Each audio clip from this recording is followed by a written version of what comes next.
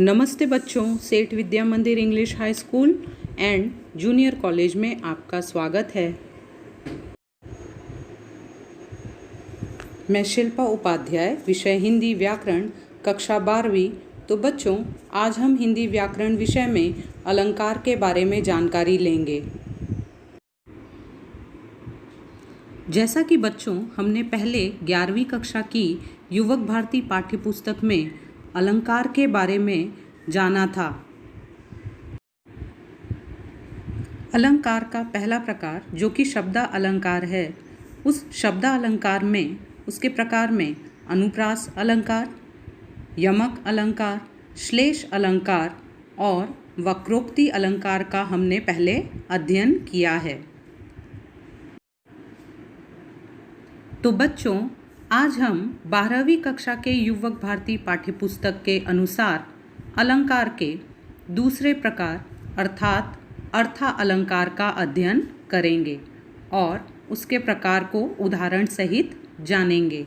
जैसा कि बच्चों आपकी पाठ्यपुस्तक के पेज नंबर 30, 40 और 56 पेज पर दिया गया है। तो आइए बच्चों, अब हम चलते हैं अपने मुख्य विषय अलंकार पर।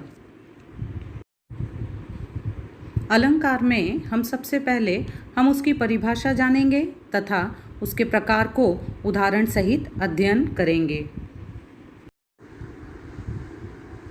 तो आइए बच्चों, अब हम अलंकार की परिभाषा जान लेते हैं। काव्य में भाषा को शब्दार्थ से सुसज्जित तथा सुंदर बनाकर कविता का सौंदर्य बढ़ाने वाले चमत्कार को ही अलंकार कहते हैं। अलंकार का शाब्दिक अर्थ है आभूषण। जिस प्रकार सुवर्ण आदि के आभूषणों से शरीर की शोभा बढ़ती है, उसी प्रकार कविता की सुंदरता को बढ़ाने का साधन अलंकार है। अलंकार कविता की शोभा में चार चांद लगा देते हैं। जैसे बच्चों उदाहरण के साथ हम बता रहे हैं, जैसे अलन प्लस कार। अलन का अर्थ होता है भूषण और कार का अर्थ होता है सुसज्जित करने वाला, सजाने वाला। जैसे हम अपने आप को सुंदर रखने के लिए बहुत सी चीज़ों का इस्तेमाल करते हैं, उपयोग करते हैं, जैसे किसी गहने, साफ सुथरे कपड़े या चश्मा, बेल्ट, टोपी इत्यादि। इन सभी चीज़ों का इस्तेमाल करके हम अपने आप को सुंदर दिखाने की कोशिश करते हैं। इसी तरह से अलंकार काव्य को साफ सुथरा और अच्छा दिखाने की कोशिश करता है, जिसे हम अलंकार कहते हैं। और अलंकार दूसरे शब्दों में और तत्वों की मदद से काव्य की सुंदरता को बढ़ाता है। संस्कृत के अलंकार संप्रदाय के प्रतिष्ठापक आचार्य दंडी जी ने अलंकार की परिभाषा देते हुए कहा है, काव्य शोभाकरान धर्मान अलंकारान रक्षते। इसका अर्थ है काव्य के शोभाकारक धर्म अर्थात उसके गुण अलंकार कहलाते हैं। आइए बच्चों, अब हम अलंकार का महत्व जान लेते हैं। कविता में अलंकारों का महत्व कुछ इस प्रकार है। पहला, अलंकारों से कविता की सुंदरता बढ़ती है। दूसरा, सुंदरता बढ़ने से कविता का अधिक प्रभाव पड़ता है। तीसरा, अलंकार की सहायता से कवि अपने भावों को सरलता तथा आकर्षक ढंग से प्रकट कर पाता है। आइए बच्चों, अब हम अलंकार के भेद जान लेते हैं। अलंकार के 3 भेद होते हैं। भेद का अर्थ होता है प्रकार। पहला शब्दा अलंकार, दूसरा अर्थालंकार, तीसरा उभयालंकार। जैसा कि बच्चों मैंने आपको पहले ही बताया कि शब्दा अलंकार के 4 जो प्रकार थे, उसे हमने 11वीं कक्षा में ही अध्ययन कर लिया था। अब हम अर्थालंकार, जो कि अलंकार का दूसरा प्रकार है, उसके बारे में अध्ययन करेंगे। तो बच्चों, हम अलंकार के दूसरे प्रकार अर्थालंकार की परिभाषा जान लेते हैं।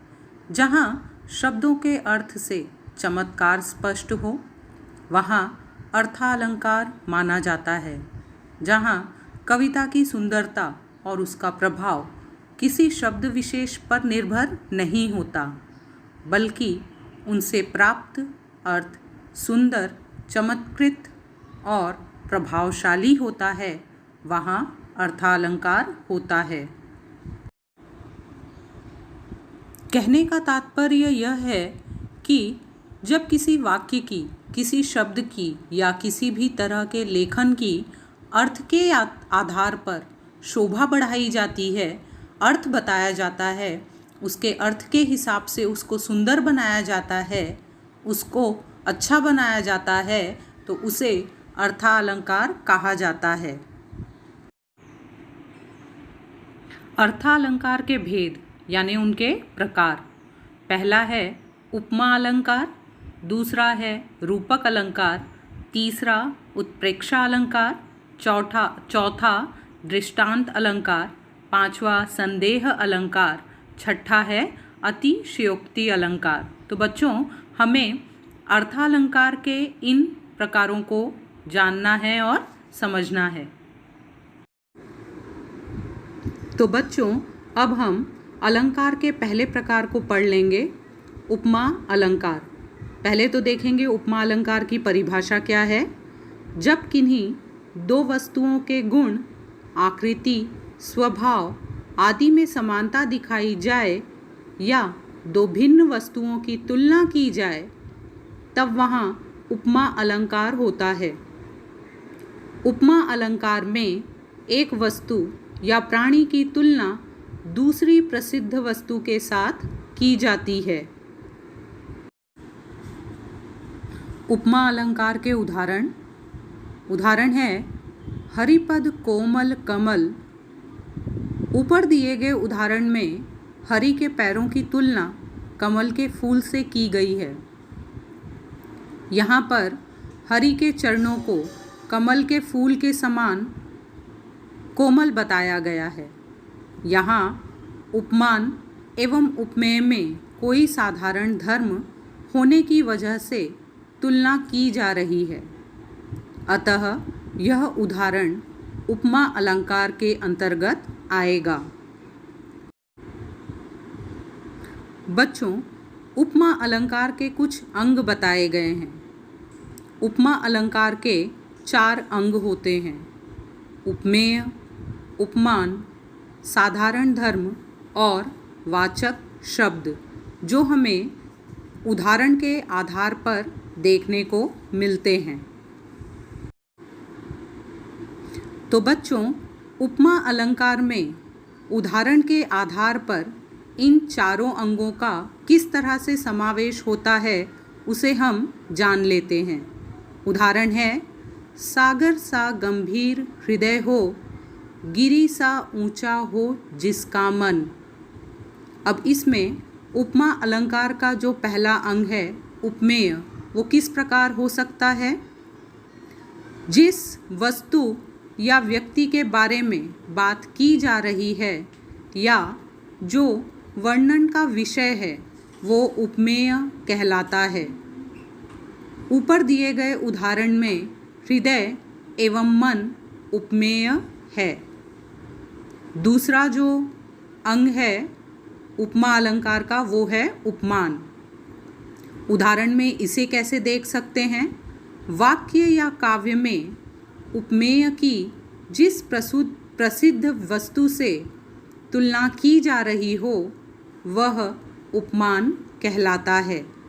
ऊपर दिए गए उदाहरण में सागर एवं गिरी उपमान हैं।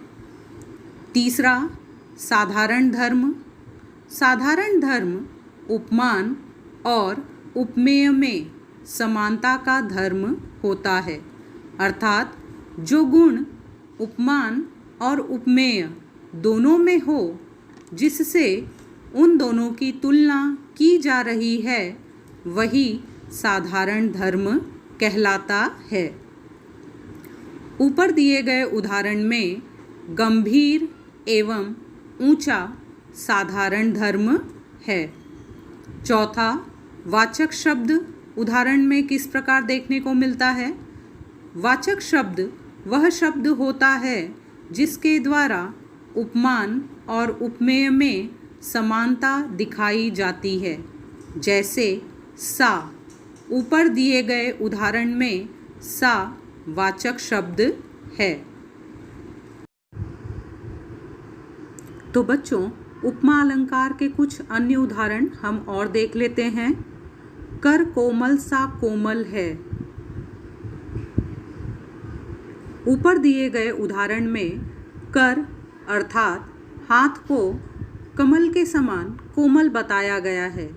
वाक्य में दो वस्तु की तुलना की गई है, अतः यह उदाहरण उपमा अलंकार के अंतर्गत आएगा। इस उदाहरण में कर उपमेय है, कमल उपमान है, कोमल साधारण धर्म है एवं सा वाचक शब्द है। जैसा कि हम जानते हैं कि जब किन्हीं दो वस्तुओं की उनके एक समान धर्म की वजह से तुलना की जाती है तब वहाँ उपमा अलंकार होता है। अतः यह उदाहरण उपमा अलंकार के अंतर्गत आएगा। एक और उदाहरण देख लेते हैं। पीपर पात सरिस मन डोला। ऊपर दिए गए उदाहरण में मन को पीपल के पत्ते की तरह हिलता हुआ बताया जा रहा है। इस उदाहरण में मन उपमेय है, पीपर पात उपमान है, डोला साधारण धर्म है एवं सरिस अर्थात के समान वाचक शब्द है। जैसा कि हम जानते हैं कि जब किन्हीं दो वस्तुओं की उनके एक समान धर्म की वजह से तुलना की जाती है तब वहाँ उपमा अलंकार होता है। अतः यह उदाहरण भी उपमा अलंकार के अंतर्गत आएगा। तो बच्चों, हमने उपमा अलंकार की परिभाषा तथा कुछ उदाहरण को स्पष्टीकरण के द्वारा जाना।